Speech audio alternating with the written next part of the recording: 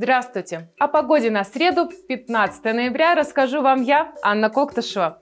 Как сообщает Гидрометцентр, по северным районам малооблачно, без изменений. Днем минус 6, ночью минус 15. Синоптики обещают усиление порывов ветра до 10 метров в секунду. На юге республики облачно, возможен снег. Днем минус 5, ночью минус 12. Также ожидается усиление скорости ветра до 9 метров в секунду. В западной части Бурятии малооблачно и небольшое похолодание. Днем до минус 7, ночью до минус 16 градусов. Порывы ветра до 5 метров в секунду. В Кяхте облачно со снегом. Днем минус 4, ночью минус 11. Скорость ветра 6 метров в секунду. В столице Бурятии малооблачно. Синоптики обещают небольшой снег. Днем по-прежнему минус 5, ночью минус 9. Будьте осторожны, порывы ветра усилятся до 12 метров в секунду. С вами была Анна Коктышева.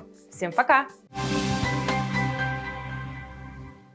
Гипермаркет «Маяк» – это широкий ассортимент низких цен. Продукты, напитки, хозяйственные товары для дома и дачи, детские игрушки, трикотаж, посуда и мебель. Все, что мы любим, но только дешевле. Например, двухспальное постельное белье меньше 1000 рублей. Здесь всегда выгодные предложения 1+1. Также у нас очень хорошее обслуживание.